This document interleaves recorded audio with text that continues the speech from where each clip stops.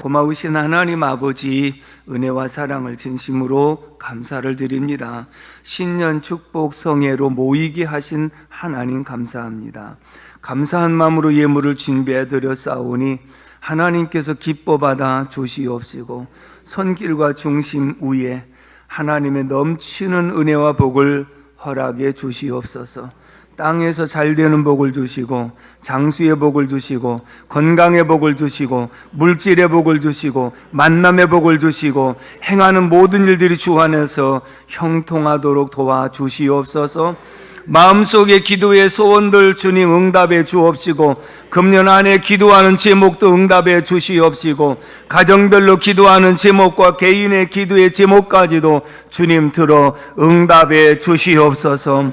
오늘 이 밤도 강권주로 역사하사 우리의 심령 속에 새로운 은혜가 넘치게 하여 주옵시고 말씀이 잘 박힌 목과 같이 되게 하여 주시옵시며 일생에 기억되는 말씀이 되게 하여 주옵시고 일생에 기억되는 시간이 될 수 있도록 인도하여 주시옵소서. 원합니다. 하나님 앞에 드려진 예물이 주의 영광을 위해서 아름답게 쓰여질 수 있도록 도와주시옵시고 30배, 60배, 100배, 1000배 열매를 거두도록 도와주시옵시고 하나님의 놀라운 은총을 덧입어 주시옵소서. 부족한 종에게 능력 덧입어 주시고 오늘도 세우신 목적과 뜻을 이루기에 부족함이 없도록 사용하여 주시옵소서. 감사하고 예수님의 이름으로 축복하며 기도합니다. 아멘.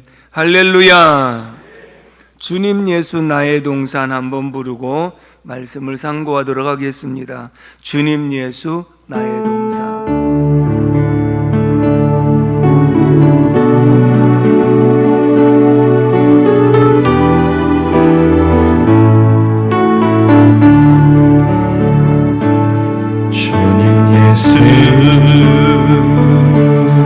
나의 동산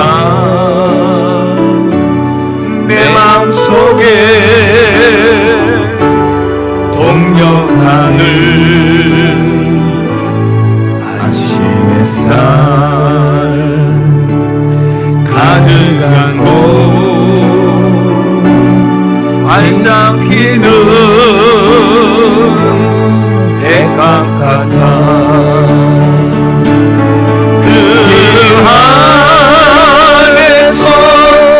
생명로 피어나는 꽃들이라 오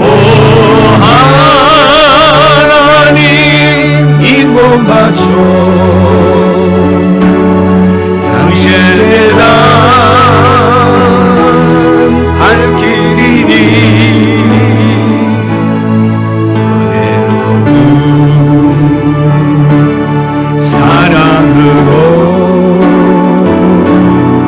하늘 평안 내리소서. 주님 예수 나의 동산 내 마음속에 공격하는 아침 햇살 가득한 곳 자라나는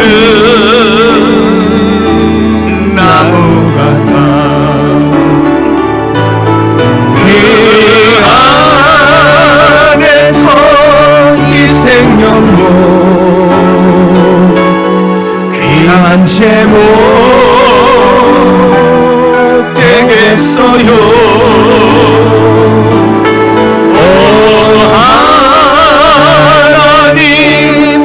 제목 바쳐 주의 재단 쌓으리니 은혜로운 사랑으로 하늘 평안 내리소서. 주님 예수 나의 동산 내 맘속에 동력하는 아침 햇살 가득한 꽃 피어나는 안개 같아 그 안에서 이 생명으로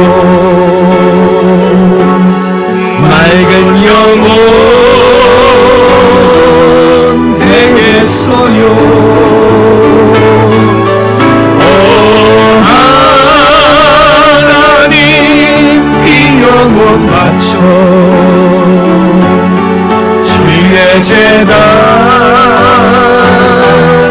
향내리니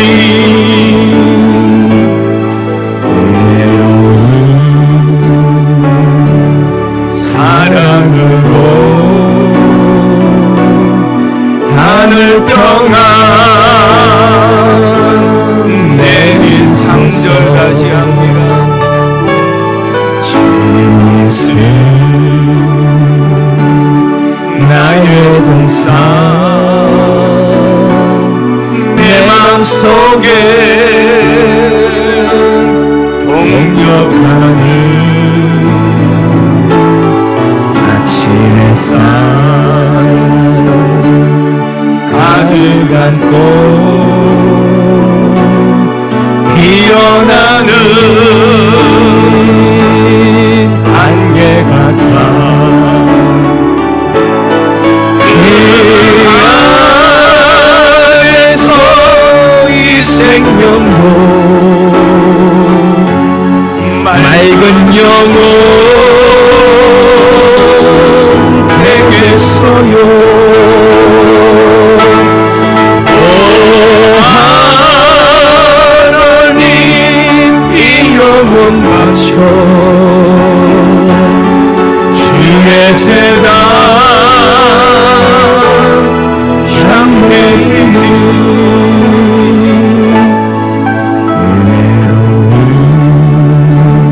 은혜로운 사랑으로 하늘 평안 내리소서. 할렐루야. 여러분들 진심으로 주의 이름으로 사랑합니다. 담임 목사가 부흥회를 인도하는데도 강사라고 식사 대접하려고 애를 쓰시고 또 제 방에 꽃다발도 갖다 놓으시고 또 와이셔츠도 사주시고 이 넥타이도 사주시고 아멘 안에도 사준 거예요. 사준 거. 제가 이렇게 사랑을 받는 목사라고 하는 걸 생각할 때 너무 황송하기도 하고 감사하기도 하고 그렇거든요.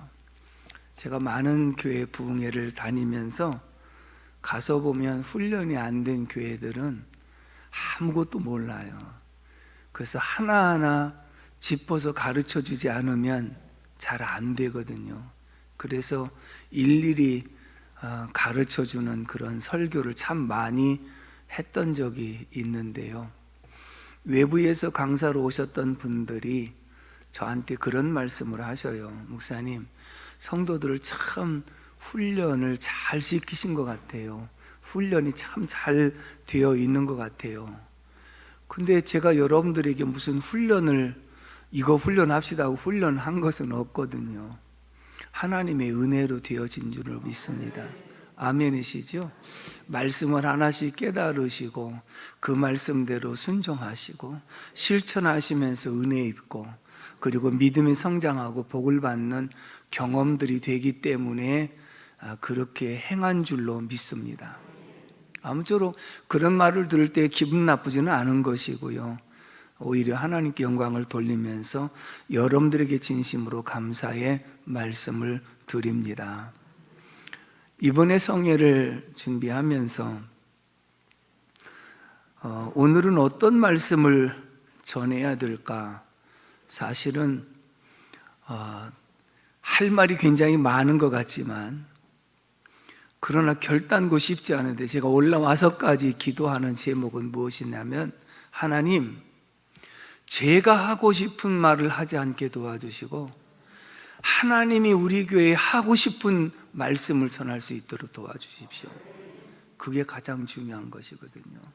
제가 하고 싶은 말을 한다면 원고 없이 다 얼마든지 할 수가 있어요. 근데 올라오기 전까지, 올라와서도 하나님, 제 입술을 주관해 주시고 제 마음을 주관해 주셔서 하나님이 나타내시고 싶은 말씀, 하나님이 하시고자 하는 그 말씀을 전하게 하옵소서. 그것이 가장 중요한 것이기 때문에 그런 거지요. 그래서 오늘도 기도하면서 이 말씀을 준비했는데 하나님께서 우리에게 하시고 싶어 하시는 말씀이 무엇인지를 함께 기도하는 마음으로 발견하시고 함께 은혜 받는 시간 되기를 주님의 이름으로 축복합니다. 제가 어떤 말씀을 전할까, 이 말씀을 전할까, 이 말씀을 전할까 하고 계속 망설이는 가운데 잘 연락도 하지 않은 어떤 목사님이 저한테 카톡을 하나 보냈어요. 요즘엔 카톡에 올라오는 내용들이 홍수를 이루어가지고요, 그냥 얼렁얼렁 지워버리고 넘겨버리는 경우가 굉장히 많거든요. 특별히 몇 개 단톡방이 있는데 수시로 올라오는 내용들이 그거 일일이 확인할 시간도 없고 넘어가는데 모처럼 많이 보낸 이분의 글을 제가 읽었어요. 제목은 침묵이었거든요. 그래서 이 양반이 뭘 보냈는가, 또 길어요. 그렇지만 한번 봤어요. 근데 하나님이 저에게 딱 타이밍을 맞춰서 보내주신 것 같아요. 그러면서 설교의 방향을 정했거든요. 그걸 한번 소개해 드려 볼게요. 자, 북유럽 어느 시골 성당에서 사람의 크기만한 예수님의 동상이 있었습니다. 그 동상 앞에서 기도하면 소원이 잘 이루어진다는 소문이 많은 사람들에게 전파되었습니다. 여러분, 성당에 가면 마리아 상도 세워놓고 예수님 상도 세워놓고 한 데가 많이 있잖아요. 근데 천주교 신자들은 마리아 상 앞에 가서 기도하고 그러더라고요. 그런데 예수님 동상을 세웠는데 그 앞에 가서 기도하면 응답을 잘 받는다는 소문이 멀리 퍼져 나갔던가 봅니다. 그러다 보니까 많은 사람들이 찾게 되었는데 하루는 교회 문지기가 예수님 서 있는 곳에 가서 기도하기를, 나도 예수님 있는 자리에 한번 서 있으면 참 좋겠다, 서 봤으면 참 좋겠다 하는 그런 소원을 예수님에게 여러 번 그 소원을 아랬습니다. 예수님, 나도 그 자리에 한 번만 서 봤으면 좋겠습니다 라고 하는 소원을 그렇게 말을 했습니다. 여러 날 동안 기도하다가 진짜로 음성이 들렸습니다.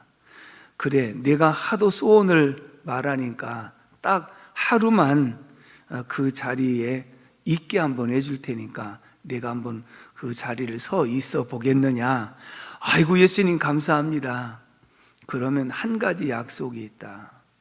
한 가지 약속은 반드시 지켜야 된다. 그것이 뭔데요? 누가 와서 어떤 행동을 하든지 어떤 기도를 하든지 너는 절대로 아무 말 해서는 안 된다. 예수님 동상이 있지만 와서 기도한다고 해서 예수님 입 열어갖고 그래 주마 안 된다 이렇게 말씀하신 것이 아니니까 너도 그곳에 많은 사람들이 와서 너한테 소원을 아뢰면 내가 절대로 입도 뻥거서는 안 된다. 아무 소리를 하지 않아야 된다는 조건을 하나 달았습니다. 예, 알겠습니다. 침묵을 약속을 했습니다. 그리고 이 문지기는 예수님이 동상이 되었고 예수님은 그 문지기가 되어서 있었습니다. 첫 번째 사람이 왔습니다. 아주 부자였습니다. 그런데 도박을 즐기는 사람이거든요.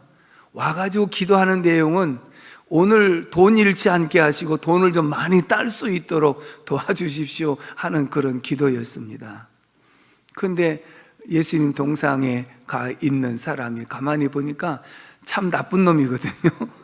저렇게 돈 많이 있어가지고 돈 잃지 않게 해달라고 그러고 또 이렇게 도박을 하려고 하는 그런 마음이, 그러나 말하고 싶었지만 예수님과 약속 때문에 아무 말을 하지 않는데 기도하고 일어나면서 가면서 돈다발 든 돈가방을 거기다 놓고 가는 거예요.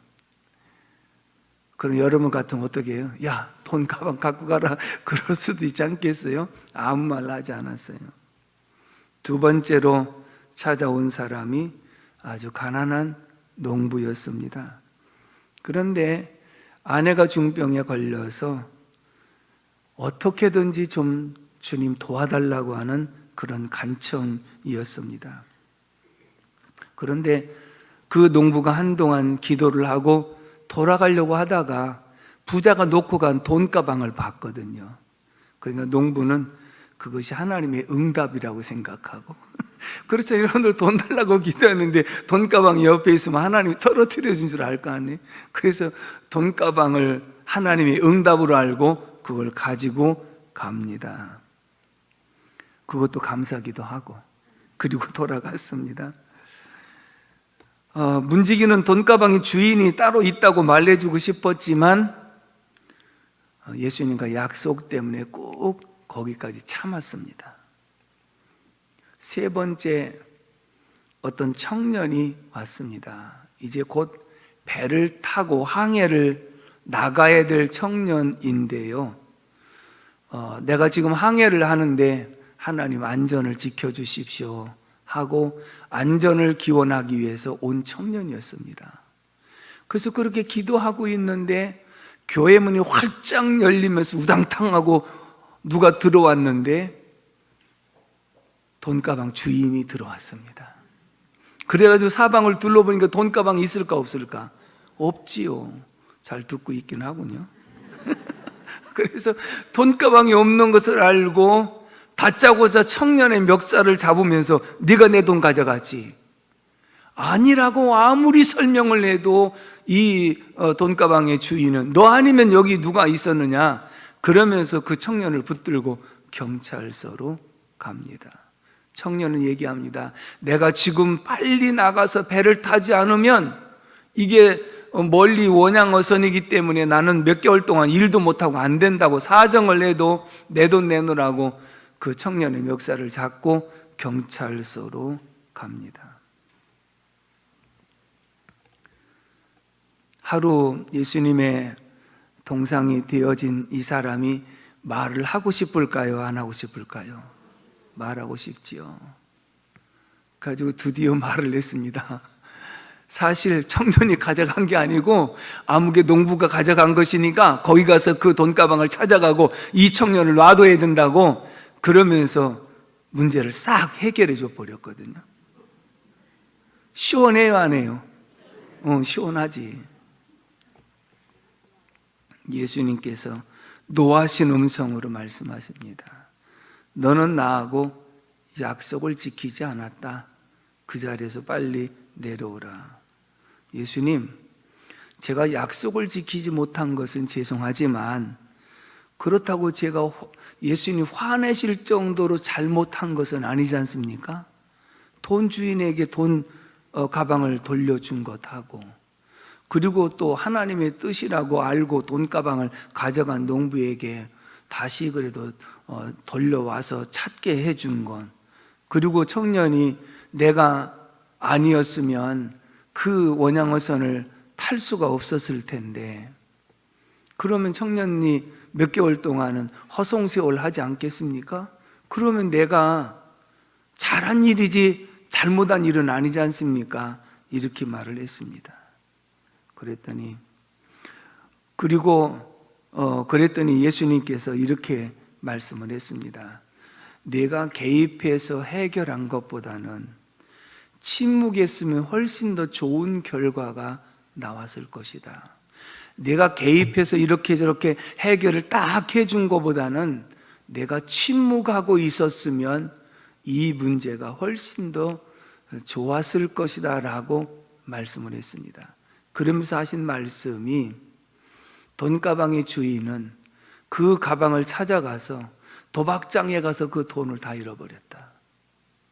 그리고 또 그 청년은 배를 타지 않았어야 될 일인데 그 배를 타고 갔다가 그 배가 파손되는 바람에 그 청년이 죽었다. 그러면서 내가 침묵하는 이유가 무엇인지를 이제야 네가 알겠느냐. 그러면서 원래 하나님은 침묵하고 계십니다. 예수님 십자가에 못 박혀 죽으실 때도 하나님은 침묵하고 계셨습니다. 오늘 우리들이 이 모양 저 모양 응답 달라고 그렇게 울부짖으며 기도해도 하나님은 침묵으로 일관하실 때도 있습니다. 근데 내 생각에는 금방 응답 주셨으면 너무 좋겠는데 응답이 없이 낙심하고 지칠 때가 있었습니다. 근데 돌아보면 나를 기도의 사람으로 만들어 주셨습니다. 한나에게 기도의 응답이 쉬 없었을 때 서원까지 하고 금식까지 하면서 만약에 모든 일이 순리대로 풀렸다면 이런 기도의 경험도 없었을 터인데 그런 환난과 연단이 한나에게 기도의 사람으로 만들어 주셨고 그리고 끝까지 사무엘을 얻어서 하나님 앞에 드리고 또다시 뒤에서 기도하는 어머니가 된 모습은 하나님의 침묵 속에서 이루어진 연단이었고 하나님의 침묵 속에서 이루어진 결과의 열매였다. 아멘 하는 거 이해가 안 되시는가 봐요. 저는 이 말씀을 읽으면서요 굉장히 깊은 감동을 받았어요. 여러분들은 어떤 기도의 제목들을 가지시고 여러분들이 기도한 대로 응답받으면 이거 굉장히 좋아할 때가 있잖아요. 지금 하루에 예수님 동상으로 들어가 있던 사람이 자기가 원하는 대로 이거를 올바르게 딱 해결해 주니까 이것이 옳다고 생각했잖아요. 그러면 자기 생각대로 자기 주관대로 나가는 겁니다. 그런데 침묵은 왜 이것이 내 생각대로 내 뜻대로 안 될까? 그러면서 내 뜻대로 안 될 때는 뭔가 하나님의 다른 뜻이 계시겠지 하고 하나님의 뜻을 구할 수 있다는 것입니다. 형통이라고 하는 것은 내 뜻대로 되는 것이 형통이 아니라고 말씀드렸지요. 왜요? 하나님의 뜻대로 되는 것이 형통인 줄로 믿습니다. 내 뜻대로 안 되는 게 이게 불통인 줄 알았지만 하나님은 합력의 선을 이루시며 침묵 속에 하나님이 나를 연단하시고 다듬으실 일도 있다는 것을 발견하게 되지 않습니까? 아멘 좀 해봐요. 그래서 제가 오늘 말씀의 주제를 삼을 수 있었던 것은 첫날 주님을 만나자. 주님을 만난 성도는 하나님의 임재를 지속적으로 경험해야 되는데 뭘 통해서 임재를 경험한다? 예배를 통해서 경험한다. 하나님께서 우리를 만나주시고 교제하기를 원하시는 방편을 열어주셨는데 그것이 예배라고 하는 것이었고요. 하나님을 만나서 예배하면서 하나님과 교제하고 그리고 하나님의 인도하심을 받는 이러한 사람들은 그것으로 끝난 것이 아니라 두 번째의 방편은 기도라고 하는 것을 통하여 만나는 통로를 열어주신 줄로 믿습니다. 아멘이십니까? 왜냐하면 기도는 내 뜻대로 되기를 원하거나 내 때를 써서 이루어지는 것이 아니라 하나님의 뜻을 구하는 것. 하나님, 하나님의 뜻이 어디 계십니까? 제가 이렇게 하고 싶은데 하나님의 뜻대로 되게 하옵소서. 그러면서 기도 속에 하나님께서 응답해 주시고, 그리고 말씀해 주시고, 감동해 주시면서 하나님과 교제와 교통이 이루어지는 줄로 믿습니다. 그러면서 하나님의 뜻을 발견하게 되면 그렇게 기쁠 수가 없는 거예요.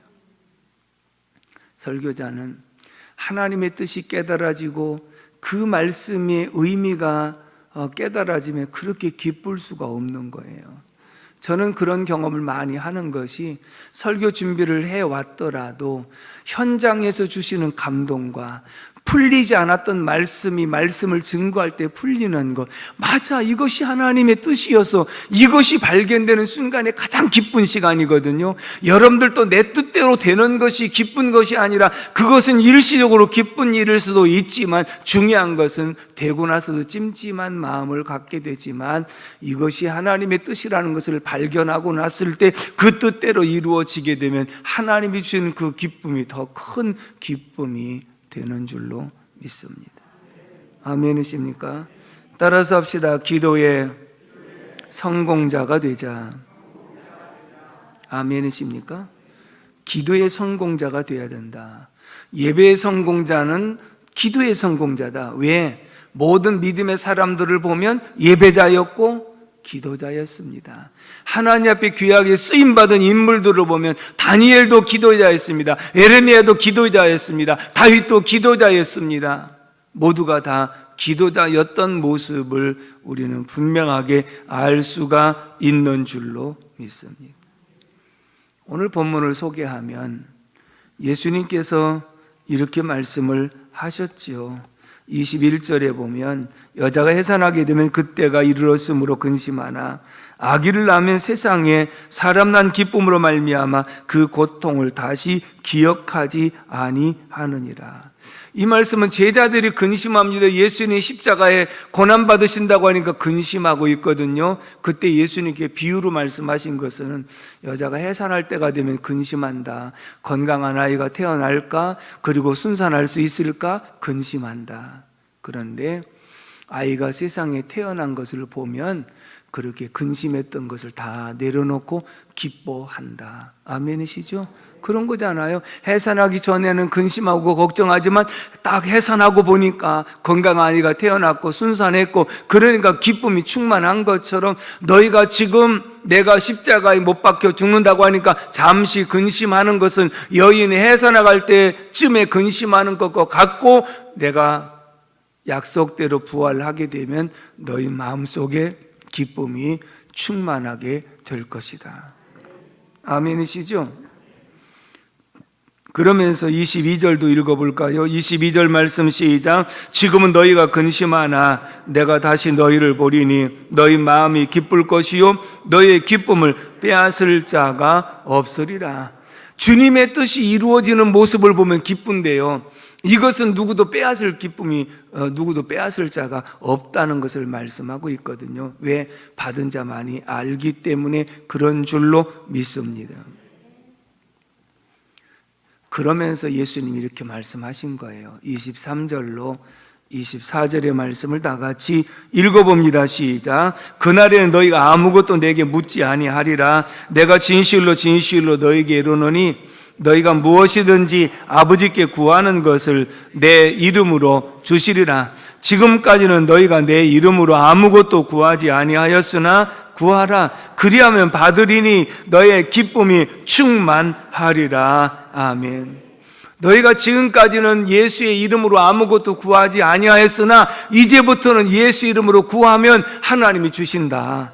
할렐루야. 그래서 오늘 저와 여러분들에게 예수 영접한 하나님의 자녀 권세를 주셨는데, 하나님의 자녀 권세는 하늘나라 상속권이며 기도의 특권인 줄로 믿습니다. 우리는 죽어도 천국에 가는 줄로 믿습니다. 천국 가는 과정까지 하나님과 교통하고 하나님을 만날 수 있는 방편을 주셨는데, 예수의 이름이며 예수 이름으로 기도하는 것이 하나님 만나는 방편으로 주신 줄로 믿습니다.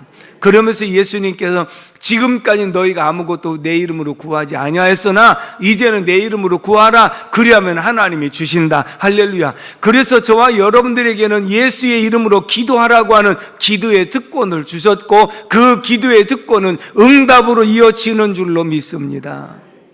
그러면서 응답은 단순한 응답이 내 뜻대로 되어진 것을만 응답하는 것이 아니라, 기도라고 하는 방편을 통해서 하나님과 교제하고 하나님의 임재를 경험하고, 응답받은 것을 통해서 하나님 임재를 확신하고, 그러면서 하나님께서 주시는 은혜와 힘을 공급받아 갖고 이 세상을 전진하며 나갈 수 있게 하신 줄로 믿습니다.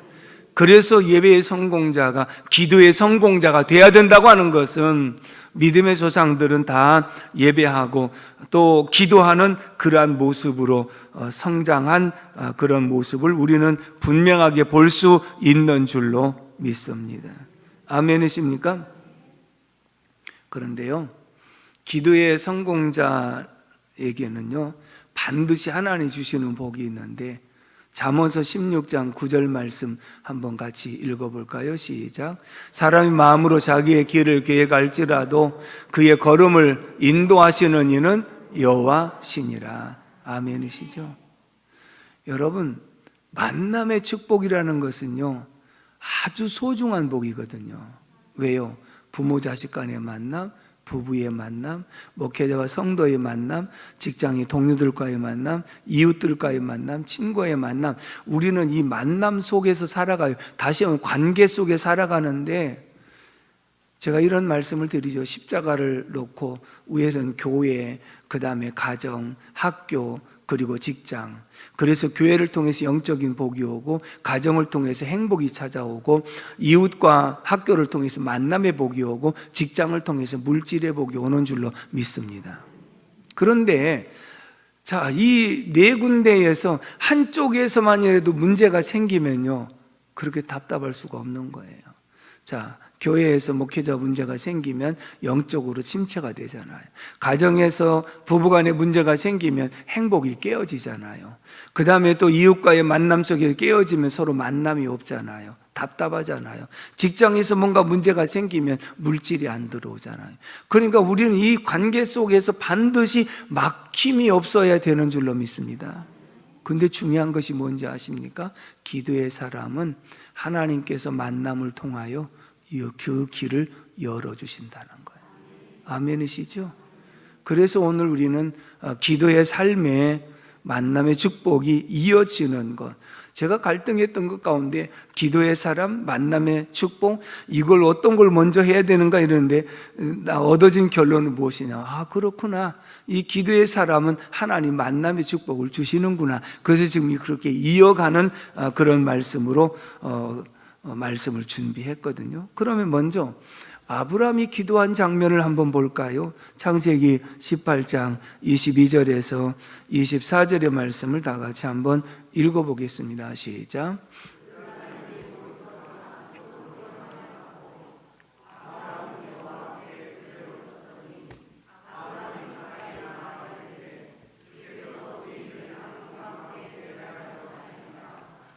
그 성 중에 의인 50명이 있을지라도 주께서 그것을 멸하시고 그 50 의인을 위하여 용서하지 아니하시나이까. 아멘. 아브라함이 천사들을 보내면서 하나님이 앞에 그대로 서 있으면서 소돔과 고모라 성을 멸한다고 하니까 아브라함이 중보의 기도를 합니다. 하나님, 그러면 그 성에 의인 50인이 있으면 그 성을 그들과 함께 멸하시겠습니까? 아니다. 50인이 있으면 내가 멸하지 않는다. 그러면 하나님 죄송하지만 40인이 있을 때는 어떻게? 40인도 멸하지 않는다. 그럼 30인이 있을 때는 30인도 멸하지 않는다. 그러면 의인 10사람이 있으면 어떻게 하시겠습니까? 의인 10사람이 있어도 멸하지 않겠다. 이게 무슨 뜻인지 아십니까? 아브라함은 하나님 앞에 예배자였거든요.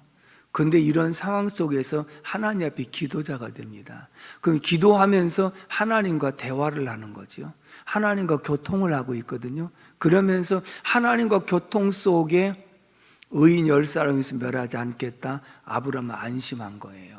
롯이 그곳에 가서 생활한 지가 얼마나 오래됐는데 의인 10사람 못 만들었겠나. 그러니까 안심한 거예요. 근데 실상은 롯과 두 딸만 데리고 나온 걸 보면 롯이 그곳에 가서 얼마나 묻혀서 힘들고 어렵게 살았는가 하는 것을 알 수 있잖아요. 두 사위들도 농담으로 여길 정도니까 누가 믿으려고 했겠어요. 이런 모습을 볼 때 결국 소돔과 고모라 성이 멸망을 당했지만 아브라함의 기도를 통해서 조카 롯과 두 딸이 구원을 받는 그러한 장면을 봅니다. 다시 말하면 아브라함은 하나님을 만난 자로서 하나님의 뜻을 이루었고 예배자였고 그리고 어떤 상황 속에 기도자였다. 단 하나님의 임재를 경험하는 사람이었다. 믿음의 조상도 기도자인 줄로 믿습니다. 두 번째, 이삭의 삶을 돌아봅니다. 창세기 24장 63절인데요.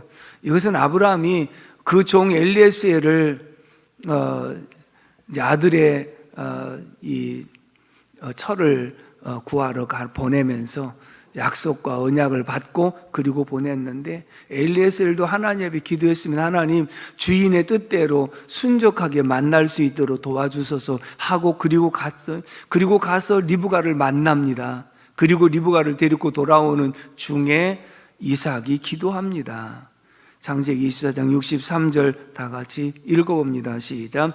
이삭이 저물 때에 들에 나가 묵상하다가 눈을 들어보매 낙타들이 오는지라. 아멘. 묵상하다가 하는 이 단어가 기도하는 가운데 신부감을 맞이합니다. 다시 말하면 아브라함의 아들 이삭도 신부감을 위해서 기도하다가 멀리서부터 신부감이 오는 것을 알고 하나님의 뜻인 것을 발견하게 되고 어머니 후에 큰 위로를 받았더라 하고 응답을 경험한 줄로 믿습니다. 야곱은 어떠한가요? 야곱은 창세기 28장 20절에서 22절의 말씀을 보면 사닥다리를 만나고 천사들을 만나고 난 다음에 과연 하나님이 이곳에 계셨군요 하고 하나님의 임재를 경험하죠. 그리고 나서 3대 서원을 합니다. 28장 20절에서 22절까지를 한번 읽어보겠습니다. 시작.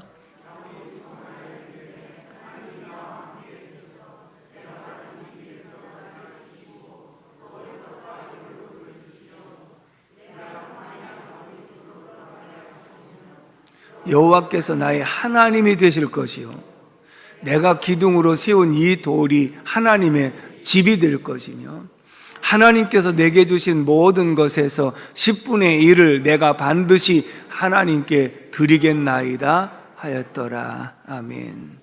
야곱이 3대의 서원을 합니다.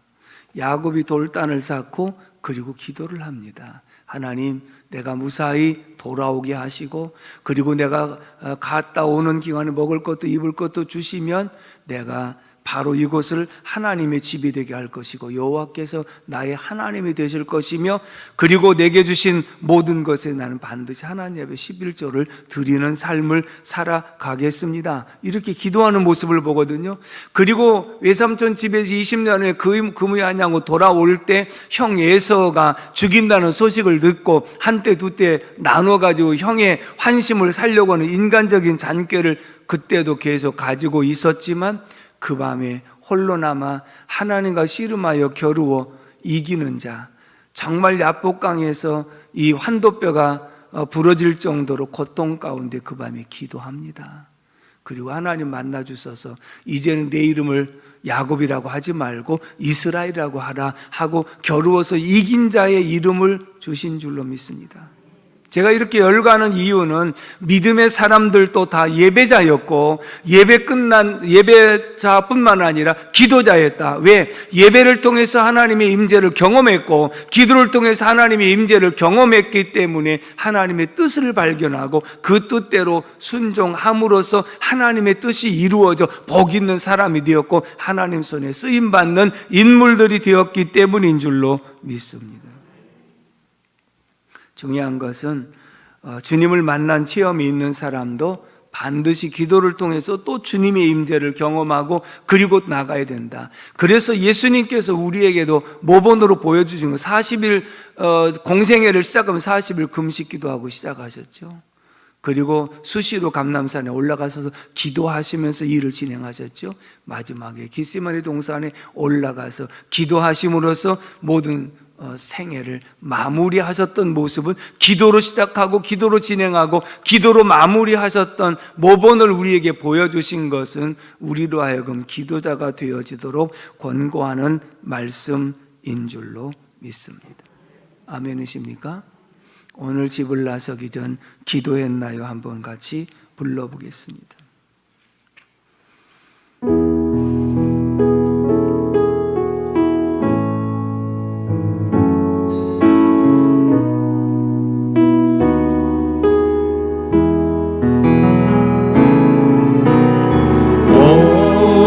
오늘 집을 나서기 전 기도했나요?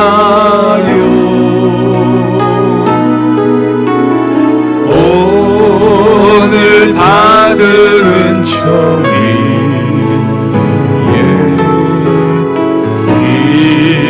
기도했나요?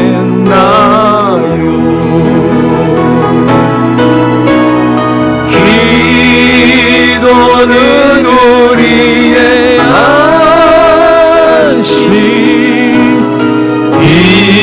빛으로 인도하리.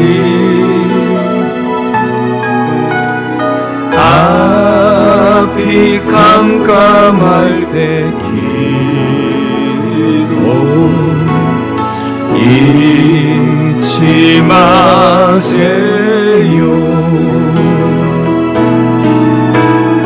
마음의 품이 가득 차게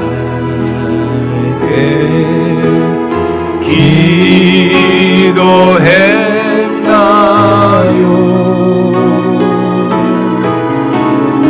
나의 앞길 막는 친구 용서했나요?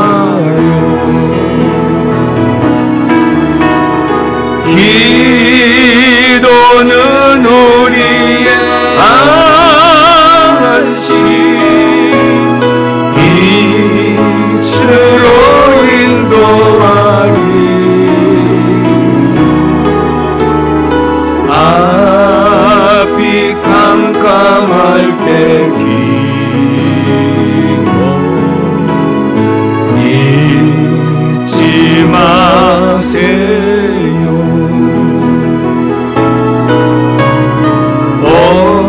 어려운 시험 닥칠 때 기도했나요? 주가 함께 나가시며 능히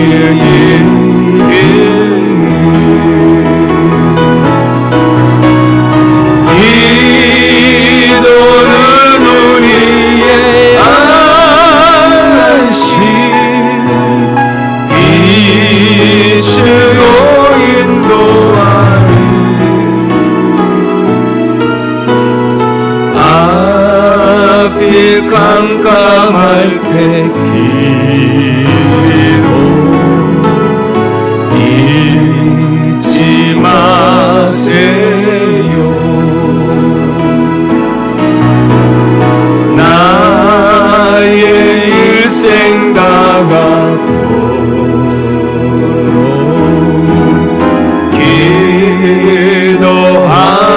기도하리라.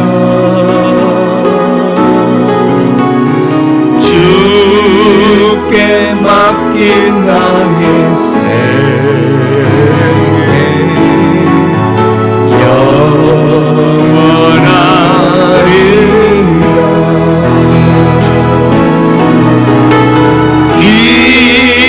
기도는 우리의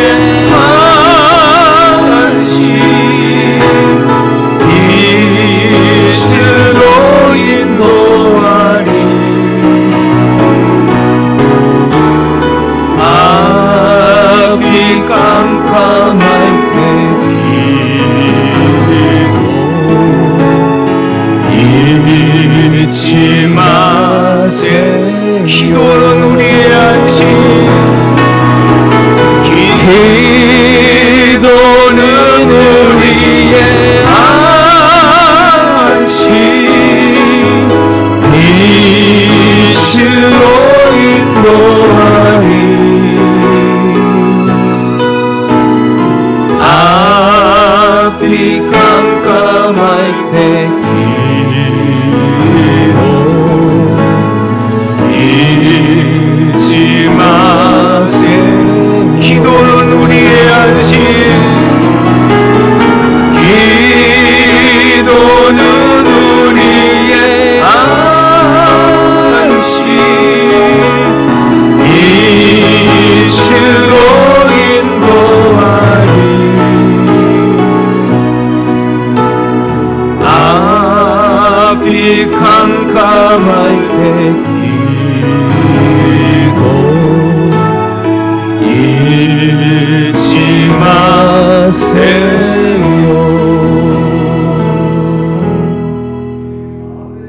할렐루야. 기도는 우리의 안식, 빛으로 인도하는 줄로 믿습니다. 제가 주님을 만나는 체험을 하고 주님 만나니까 정말 마음속에 그렇게 기쁠 수가 없고 그렇게 만족할 수가 없고 그렇게 평안하고, 그럼 주님 만났으면 모든 것이 다 풀리고 끝나야 되지 않습니까? 주님 만난 이 기쁨은 변함이 없지만 현실을 눈을 들어서 바라보면 막혀 있는 것은 하나도 풀려 있지 않습니다. 그렇기 때문에 그때부터는 울기 시작하는 겁니다. 하나님, 우리 식구들도 구원해 주시옵소서. 이 사업도 하나님 잘 진행시켜 주시옵소서. 기도할 수밖에 없는 거예요.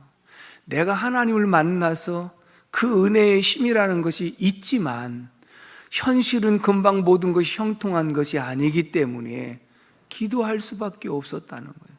그런데요, 은혜를 받기 전에는 기도를 하고 싶어도 기도가 안 됐거든요. 그리고 기도하더라도 하나님 그냥 식구들 건강하게 잘 되게 해주세요, 1분이면 끝나는 기도일 뿐인데, 은혜 받고 나서 하나님 앞에 기도할 때 하나님께서 내 마음을 안다고 위로도 해주시고, 하나님 앞에 기도할 때마다 힘도 주시고, 또 그 일을 이겨낼 수 있는 능력도 주시고, 그러시면서 내 믿음이 성장되어 가는 것을 보게 하셨는데, 그래도 현실의 문제는 금방 해결되는 것은 아니었습니다. 힘들고 어려운 일들은 그대로 남아 있었던 그런 상황이죠. 그래서 은혜 받고 나서 처음부터 철야 기도를 일주일에 2번씩, 그 당시에는 새벽 5시까지 새벽 기도까지 하고 마치는 철야인데, 수요일 철야, 금요일 철야, 그 철야 기도에 가서 밤새도록 찬양하고 말씀 듣고 기도하고 정말 뜨거운 은혜를 힘입고, 그리고 와서 현실을 바라보면 또 눈앞에 답답한 것이 있고, 그래도 또 기도하고, 그리고 공휴일만 되면 기도원에 올라가서 금식하면서 전날부터 준비한다고 금식하고, 올라가서 그 금식하고, 그리고 또 때로는 며칠 휴가 기간이 되면 며칠 동안 금식하고, 금식을 밥 먹듯이 하고, 철야 기도하고, 새벽 기도하고, 그렇게 기도를 하면서 신앙생활을 했는데요, 처음에는 그것이 응답인 줄 몰랐어요. 돌아보니까 하나님이 만남의 복을 주시는 거예요. 그래서 이렇게 기도하다 보니까요, 첫 번째는 제 신앙을 더 성장시켜 주시기 위한 만남이었는데, 그게 바로 저에게 남선구역의 구역장을 만나게 하셨거든요. 제 아는 교구의 교구장님이 우리 남선교구에 전화를 해갖고 거기에 청년이 있는데 좀 이끌어줘야 된다, 막 그렇게 전화하셨던가 봐요. 그래가지고 그 집사님이 저한테 찾아오셔갖고, 저는 처음에 쳐다도 안 보고 멀리 했는데 계속 찾아오시면서, 그리고 저를 남선교구로 데리고 와서 구역예배에 참석을 했는데, 그때 제 믿음이 참 성장을 많이 했어요. 그리고 그분들의 신앙을 본받고 싶어 기도했어요. 그래서 금요일 날 구역 예배 마치면 거기서 같이 식사하고 그리고 모든 구역원들이 함께 철야기도 가는 거예요. 그러면서 철야기도 가서 오늘 하나님 아무개 집사님 간증 들었는데 저도 그 집사님 믿음처럼 되게 해주세요. 그게 기도의 제목이었거든요. 그러니까 그것이 저에게는 참 믿음 성장하는 좋은 만남으로 주셨고, 그분이 장로님 되셨고 지금도 제가 종로에 사시거든요. 가끔 가서 이렇게 만나게 되는데 정말 그 만남의 복이 저한테는 굉장히 소중했던 만남인 줄로 믿습니다.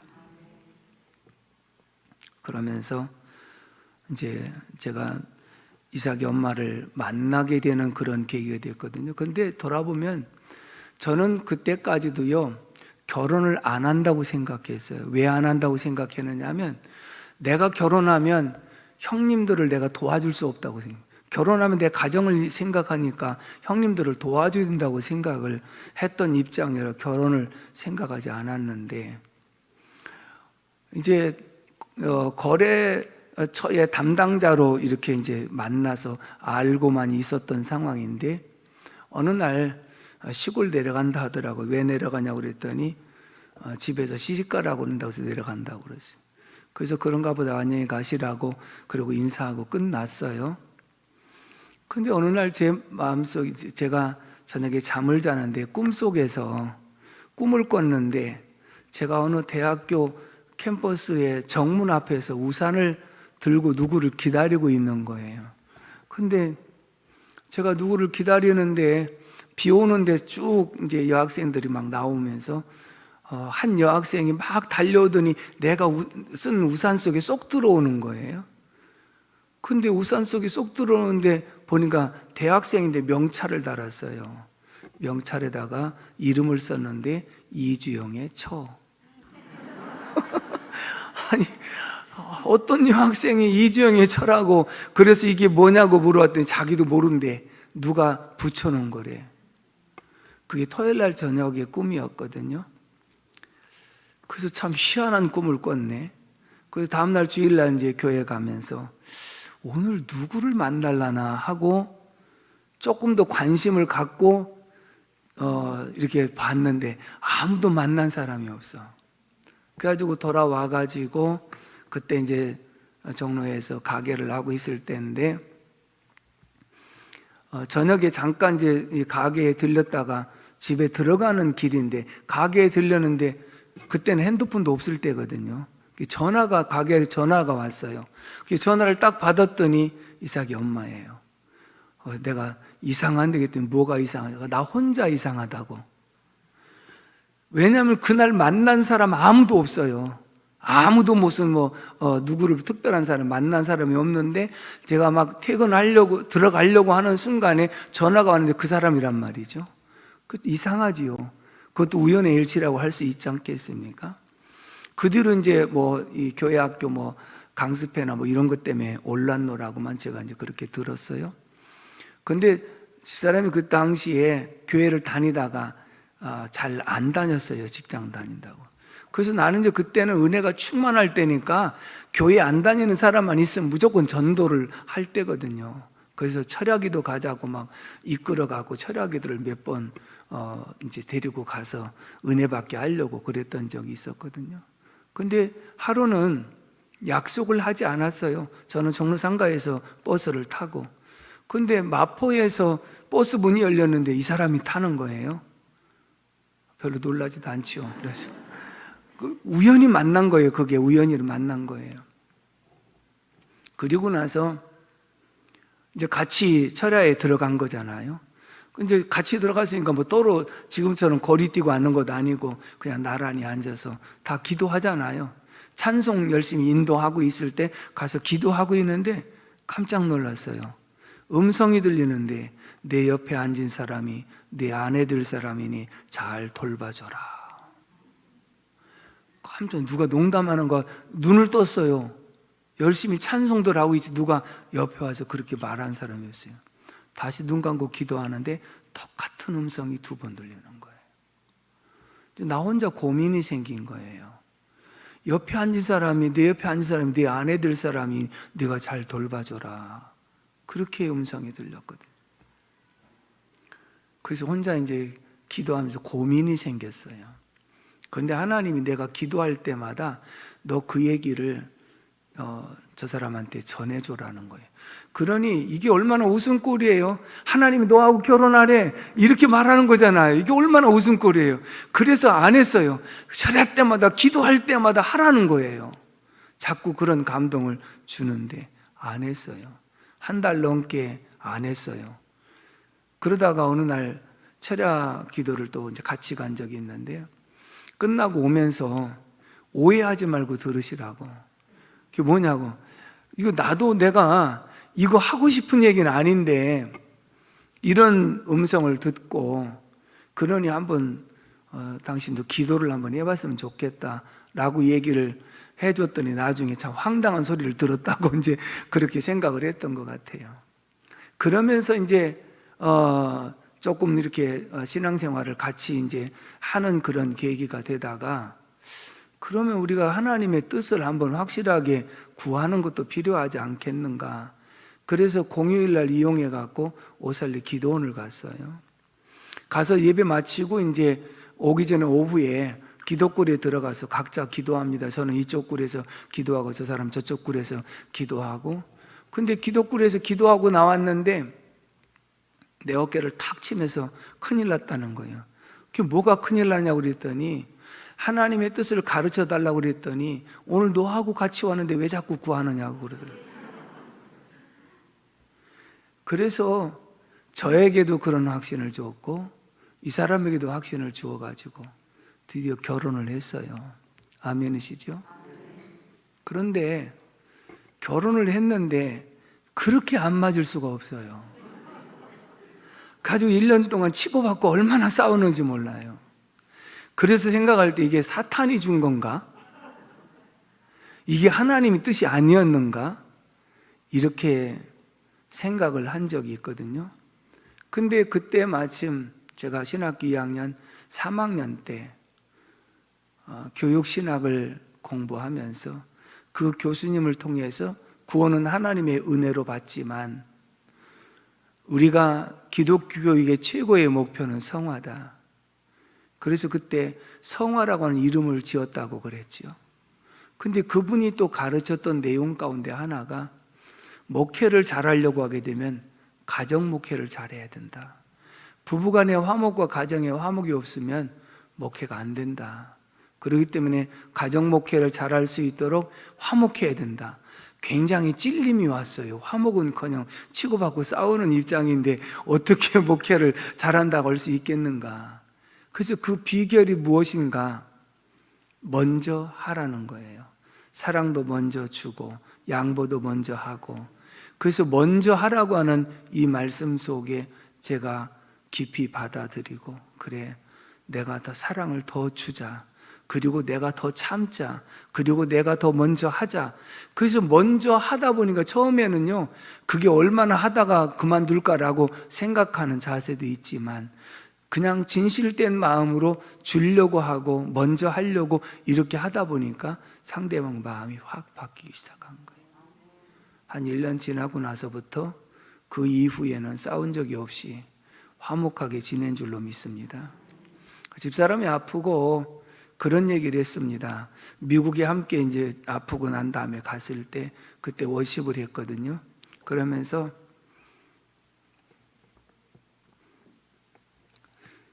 그 사람 입으로 그러더라고요. 내 사명이 하나님께서 언제까지 맡기실지 모르지만 하나님이 생명 주시는 날까지 최선을 다하겠다는 그런 말을 할 때 제게 굉장히 깊이 받아들였거든요. 내 사명이 언제 끝날지 알지 못한다. 그 말이. 그리고 심히 아플 때 여보 아무래도 내 사명이 여기까지인가 봐 그러더라. 아니라고 그런 얘기를 했는데 나중에 너무 힘들어하는 것을 보고 여보, 나를 위해서 당신을 잡을 수가 없다. 하나님께서 여기까지라고 하셨으니까 내가 기꺼이 보내줄게 하고 마지막 기도를 해줬던 것이 얼마 전에 일이었던 상황이었죠. 저는 하나님을 만나서 은혜 받고 뭣도 모르고 기도밖에 없다는 생각으로 기도했고, 당대 예수 믿는 것이 너무나도 힘들고 어려워서 하나님 앞에 내가 엎드리지 않으면 나를 도와줄 사람이 아무도 없다. 그래서 기도밖에 없구나. 누가 시켜서가 아니라 내가 기도 안 하면 이 모든 것들을 감당할 수 없다. 그런 생각 속에서 기도를 해왔고, 오늘까지 사역을 감당하면서도 기도 없이는 도저히 할 수 없는 것은, 설교를 준비하더라도 기도 없이 준비하면 은혜가 될 수 없고, 매 순간순간마다 하나님의 뜻을 구하기 위해서 기도하는 이런 모습인데, 한국교회가 기도가 너무 약해지니까 하나님의 뜻보다는 사사시대와 같이 자기 속에는 옳은 대로 행하는 모습들이 죄악투성이로 바뀌어지는 그런 모습이기 때문에 심히 안타까운 것이고, 한국교회가 부흥할 때는 온 성도들이 정말로 뜨겁게 기도하는 기도의 역사가 있었는데, 지금은 기도를 찾아볼 수가 없는 이것이 현실적인 문제라고 생각할 때, 오늘도 하나님께서 종을 통해서 하시고 싶어하는 말씀은, 얘들아, 너희들이 기도하면 내가 듣지 않느냐?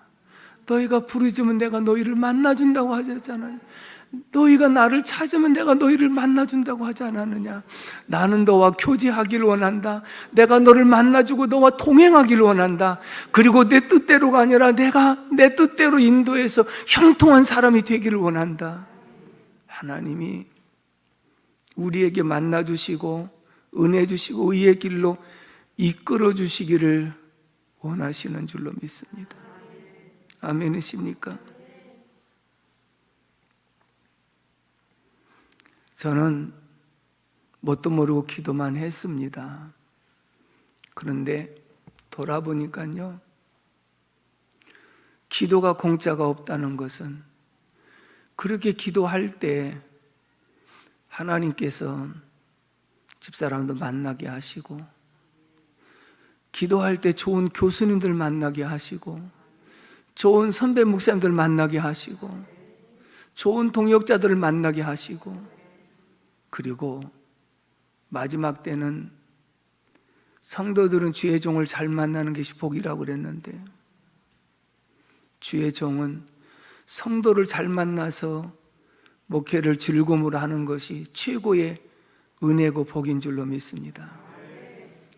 저는 죽었다 깨나도 여러분들과 함께 목회하고 싶은 것이고, 그리고 어디 가서든지 여러분들을 자랑하는 것은, 제가 부족하기 짝이 없음에도 불구하고 그도 목자로 알고 믿고 따라와 주었던 여러분들의 그 모습이 얼마나 저한테는 감사한지.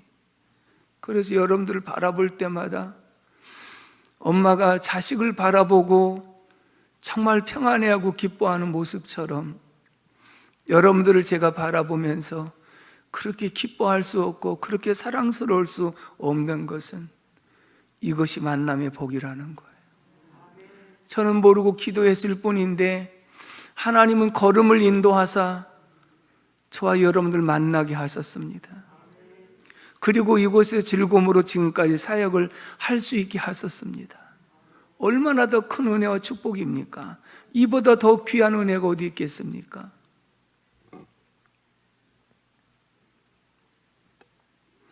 가정에 그런 아픔이 있었음에도 불구하고 처음에는 제가 재혼하지 않고 그냥 있어야 되겠다고 하는 생각도 했습니다. 그래서 2년여 동안 참고 기다렸는데, 목회를 한다고 하는 것이 혼자 하는 게 얼마나 불편한지, 성도들도 너무 불편해하고 성도들 대하는 것이 쉽지 않고, 그래서 할 수 없이 기도를 했습니다. 하나님, 제가 재혼을 해야 되겠는데 첫째는 사목감이 필요합니다. 그리고 둘째는 마음과 마음이 통하는, 대화가 통하는 사람이면 좋겠습니다. 두 가지 조건을 놓고 기도했습니다. 집사람 만나보니 첫째는 사모로 훈련된 사모지요. 그 다음에 대화 가운데 마음이 그렇게 편하더라고요. 하나님의 응답이었습니다. 그래서 만나서 지금 15년, 16년, 15년이 됩니다마는, 죄송하지만 15년 동안 살면서 단 한 번도 다퉈본 적이 없습니다. 그럼 뭐 다툴 일이 없어서 그렇겠지. 사람이 살다 보면 이해가 서로 다를 수도 있는데, 한 번도 불편해하거나 한 번도 다투지 않은 것도 저에게 만남의 복이고 하나님의 은혜인 줄로 믿습니다. 저는 여러분들에게 꼭 드리고 싶은 말씀은 무엇이냐면, 기도는 만사형통이라는 말도 있고, 기도는 역전승한다는 말도 있고, 기도는 만남의 축복으로 이어진다는 거. 신학기가 되면 엄마들이 기도 제목을 올립니다. 아이가 한 학년 올라가서 좋은 선생님 만나게 해주세요. 좋은 친구들 만나게 해주세요. 필요한 거잖아요. 기도하니까 그런 응답을 받을 때도 있지 않습니까? 그렇다면 우리가 기도하면서 하나님께서 원하시는 길이 뭘까요? 바로 교회, 가정, 학교, 이웃, 그리고 직장, 이 관계 속에서 좋은 만남이잖아요. 근데 기도에서 내가 하나님과의 만남이 이어지고 하나님과 관계가 좋아지면 가정에서도 화목하고 이웃과의 화목하고 직장에서 화목하기 때문에 결국은 영통하면 인통하고 인통하면 물통하고 물통하면 통통통하는 이 축복이 반드시 있는 줄로 믿습니다. 신앙생활 속에 기도하자 그러면 힘들어하고 어렵게 느껴질 수 있습니다만은, 이게 어려운 일이 아니라 내가 복을 받기 위해서 기도하는 것이 아니라 하나님의 임재를 경험하기 위해서 기도하는 것이고, 아멘이십니까? 하나님과 동행하기 위해서 기도하는 것이고, 내 뜻대로 살지 않고 하나님의 뜻대로 살기 위해서 기도하는 것이고, 그렇게 기도하다 보니 하나님께서 만남의 복도 주시고 생활의 복도 주시고 건강의 복도 주시고, 그러면서 인도해 가시는 모습을 보게 된다 그 말입니다. 아멘이십니까? 그래서 기도하자는 것이지, 뭐 기도하는데 괴롭히고 또 힘들게 하고 어렵게 하기 위해서가 아니라, 힘들어도 내가 기도하면 힘든 일이 훨씬 더 덜어지는 것이다. 내가 어려워도 기도하면 어려운 일이 덜어지는 것이다. 그래서 기도해야 되는 것이다. 아멘이십니까? 다시 한번 찬송합니다. 오늘 집을 나서기 전.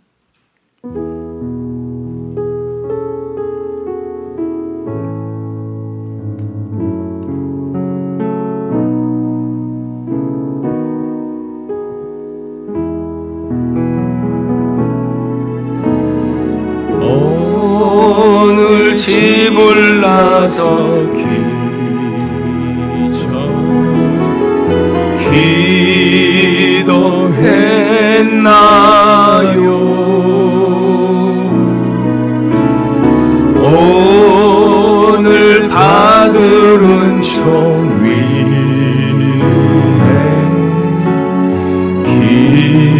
기도했나요?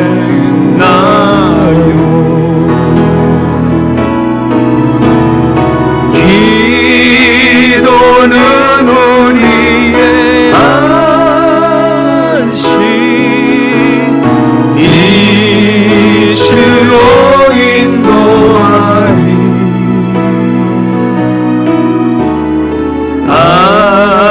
앞이 캄캄할 때 기도 잊지 마세요.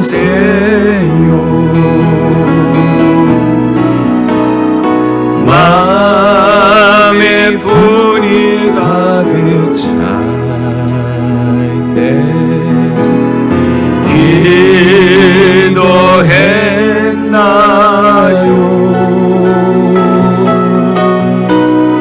나의 앞길 막는 친구 용서했나요?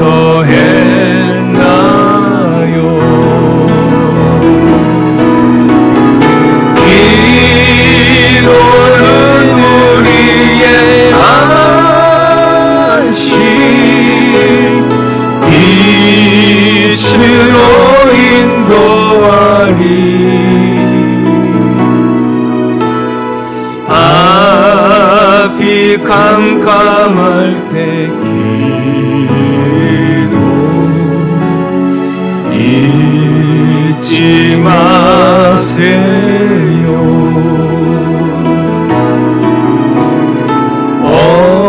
어려운 시험 닥칠 때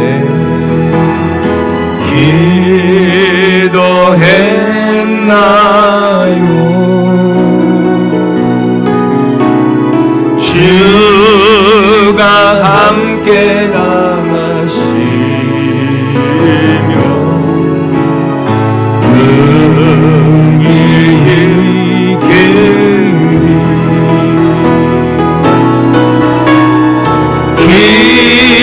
기도는 우리의 안식 빛으로 인도하리. 앞이 캄캄할 때 기도 잊지 마세요. 나의 일생 다가도록 기도하리라.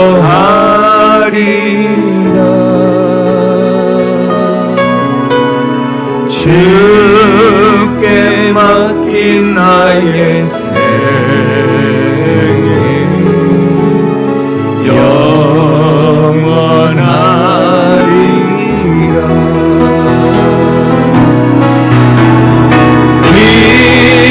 기도는 우리의 안식 빛으로 인도하리. 앞이 캄캄할 때 기도 잊지 마세요. 나의 일생 다가도록 나의 일생 다가도록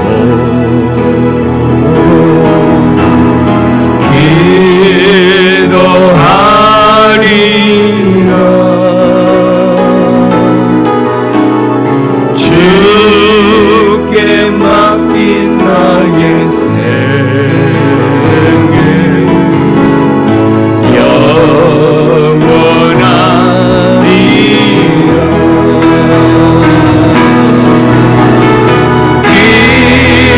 기도는 우리의 안식 빛으로 인도하리.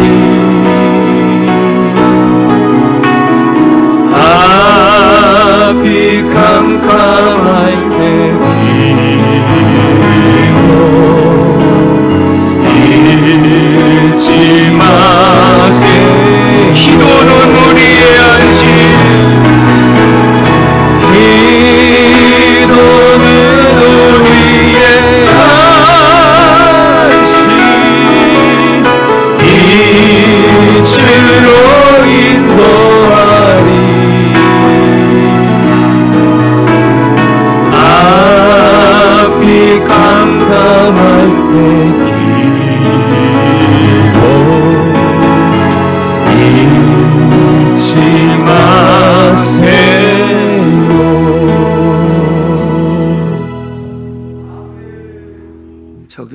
읽겠습니다. 따라서 합시다. 하나님의 도우심과 인도하심을 구하라.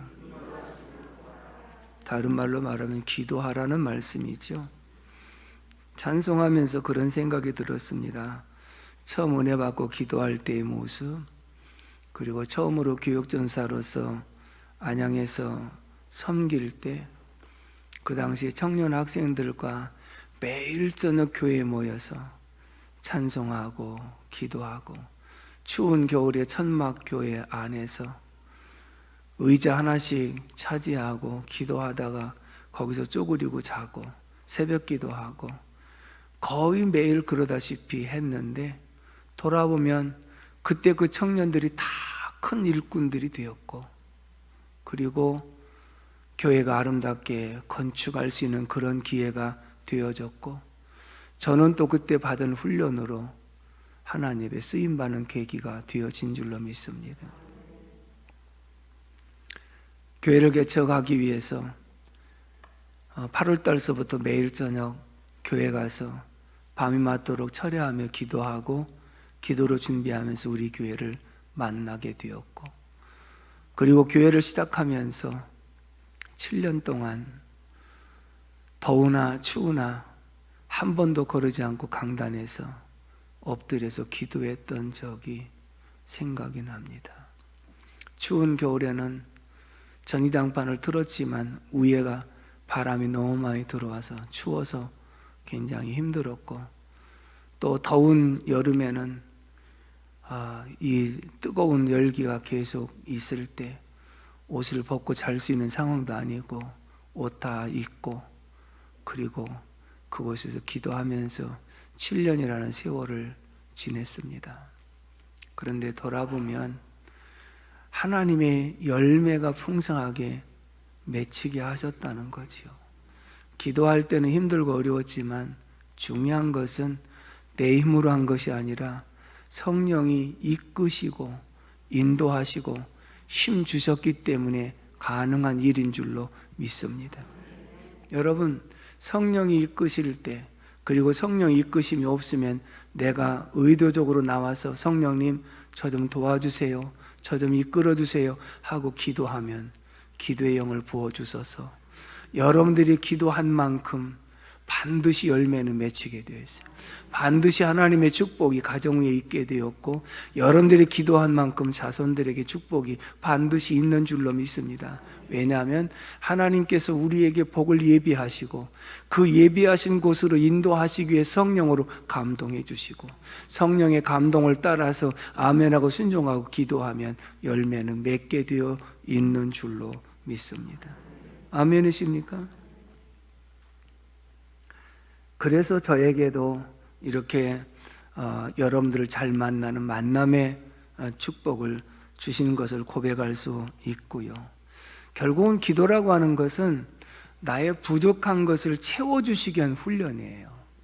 그래서 기도의 응답이 쉽게 없지만 성경에 보면 억울한 사정에는 과부와 불의한 재판관의 얘기나, 또 친구가 찾아왔을 때 밤중에 찾아가서 부르짖는 것이나, 이런 모든 비유가 너희가 쉽게 응답이 없다고 낙심하거나 좌절하지 말라. 꾸준한 기도가 얼마나 중요한 것인가.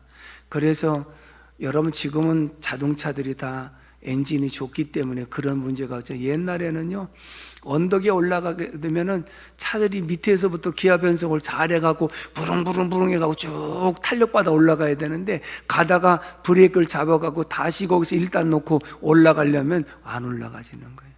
우리가 평소에 기도를 쭉 해놓은 것은 탄력받아 올라가서 언덕을 스무스하게 올라가는 모습과 같은 거예요. 이것이 기도의 방어벽인 줄로 믿습니다. 그래서 여러분들에게 제가 말씀드린 것이 기도의 이 방어벽이 흔들리지 않고 든든하게 세워가는 게 그만큼 중요하다고 강조한 줄로 믿습니다.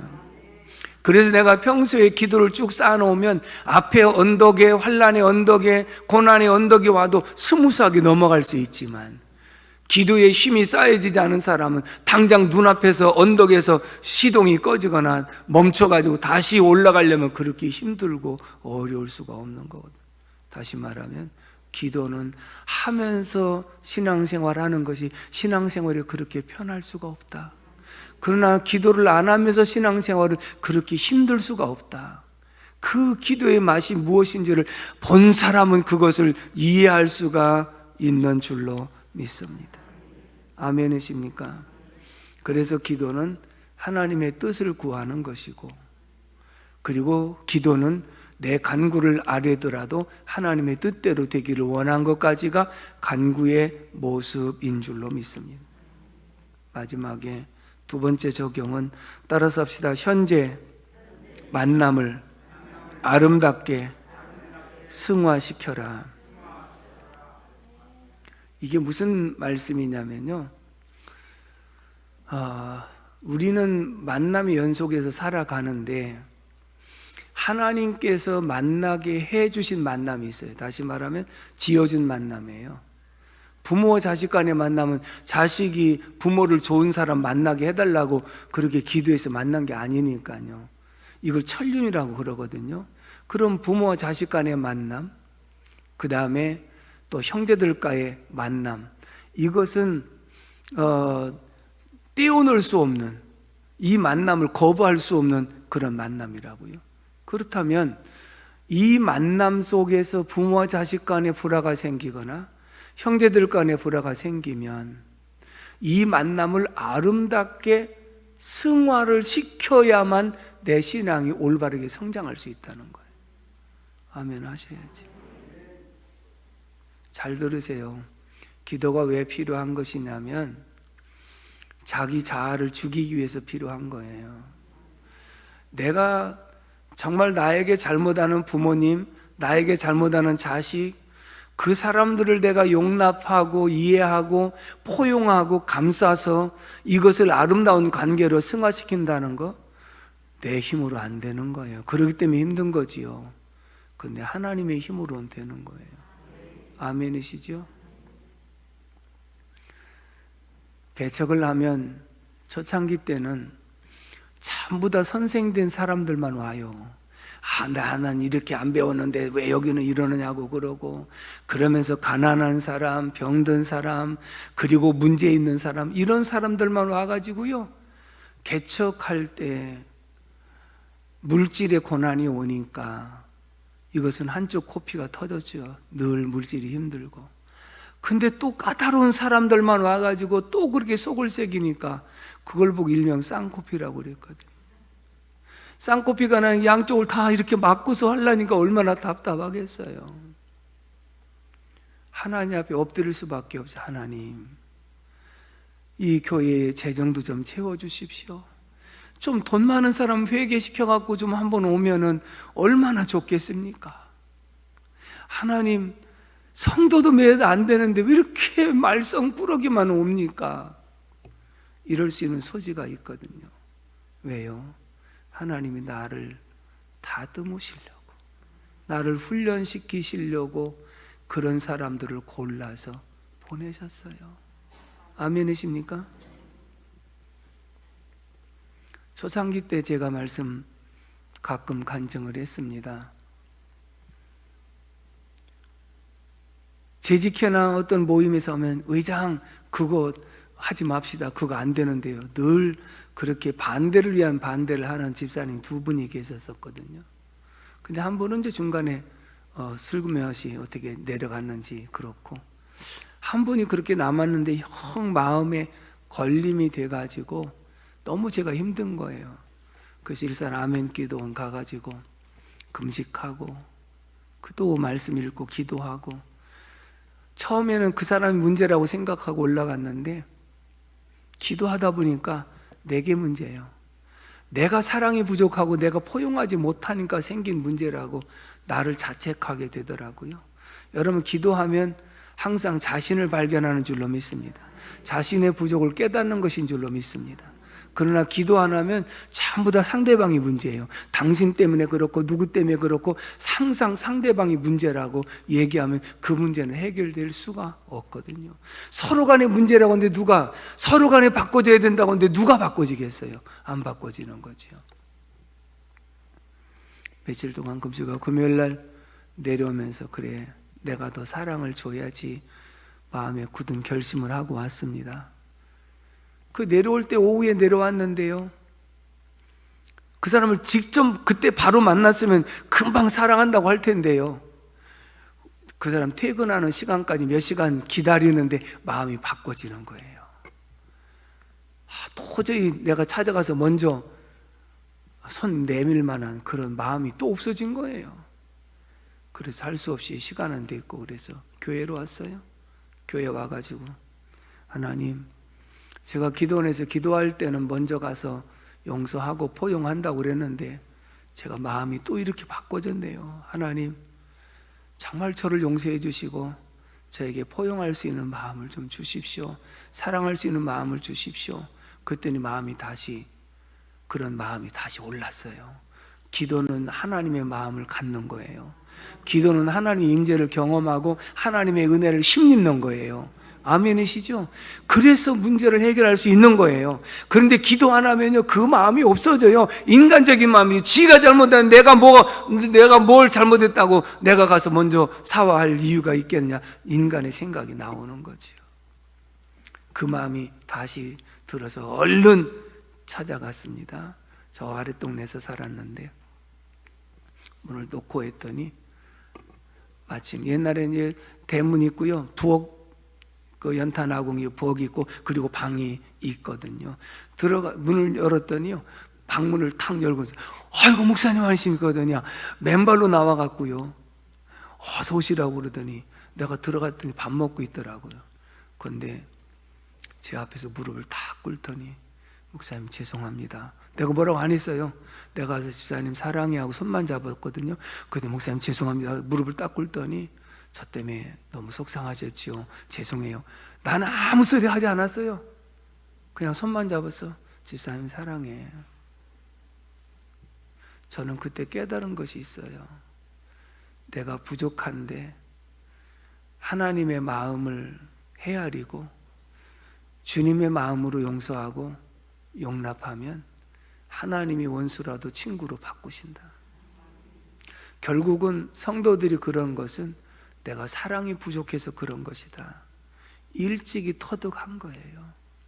그래서 그런 문제가 있을 때는 혼자 하나님 앞에 깊이 기도하고 눈물로 호소할 때가 참 많았지요.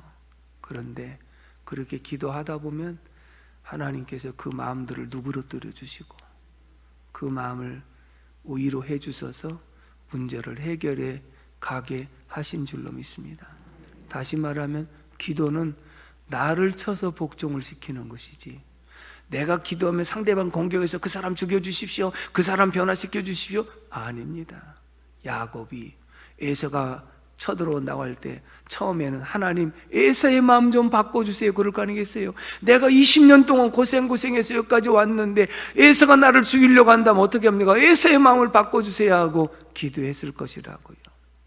그런데 하나님은 야곱을 쳐서 내가 겨루어서 이겼으니 내 이름을 이스라엘아 하가 하고 하나님께서 야곱에게 은혜를 주시니 야곱이 변하니 에서가 변한 줄로 믿습니다. 오늘 내가 변하면 바로 상대방이 변한 거예요. 나는 변하지 않으면서 상대방 보고 변하게 해달라고 한다고요? 기도하면서 하나님 저 사람 때문에 되는 게 없습니다. 저 사람 좀 변화시켜 주세요. 이런 경우가 있죠. 아닙니다. 내가 변화되어야 된다. 내가 먼저 예수 믿는 모범을 보여야 된다. 내가 먼저 믿었느냐 나중에 믿느냐 이것이 중요한 것이 아니라 깨달았다면 내가 먼저 변화가 되면 너로 인해서 너를 성숙시키려고 하는 내 뜻이 있었고 너를 통해서 상대방을 변화시키려고 하는 의도가 있었음을 말씀해 주고 있는 줄로 믿습니다. 다시 말하면 현재 만남을 아름답게 승화시켜야 될 책임이 우리에게 있는 거예요. 가정의 가족들 간에 문제가 있으면 나를 통해서 이 가정을 아름답게 화목하게 만들어가는 책임은 내게 있는 거예요.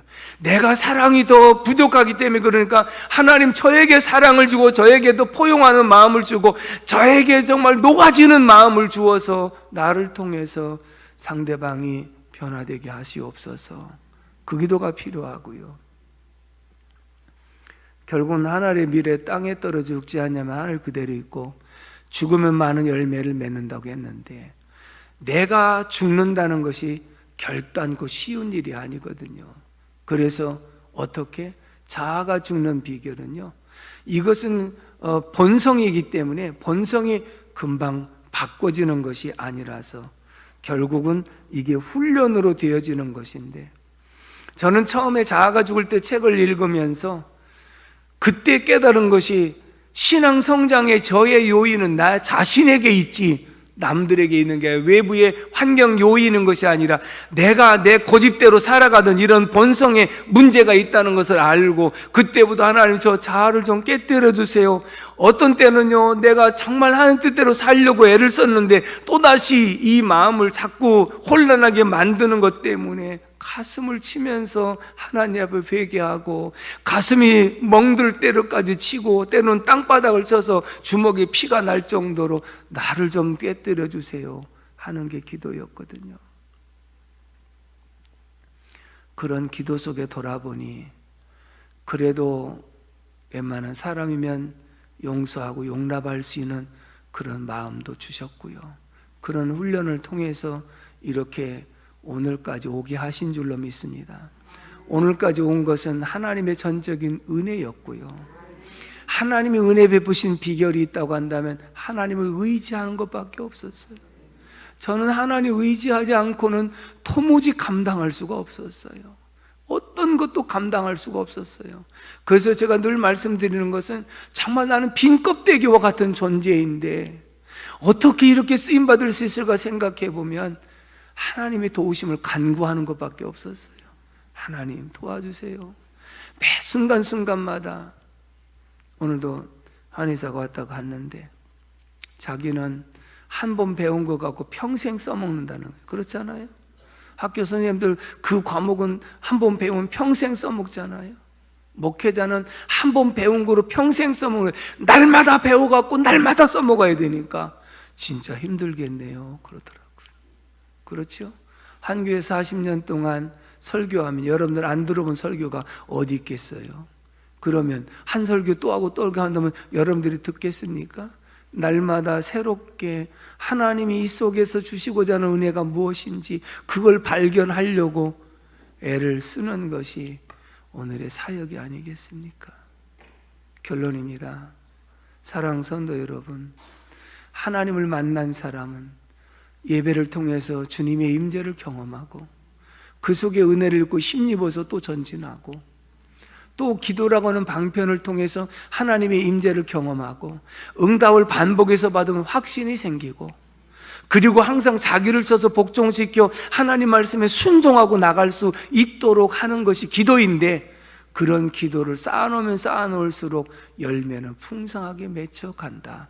가정의 풍성한 열매, 사업의 풍성한 열매, 사회의 풍성한 열매, 나라의 풍성한 열매가 맺혀가는 것이 기도다. 아멘이시죠? 그래서 내 자신을 쳐서 복종시키는 것은 기도인 것을 기억하시고, 기도에 힘쓰는 저와 여러분들이 되기를 주님의 이름으로 축복합니다.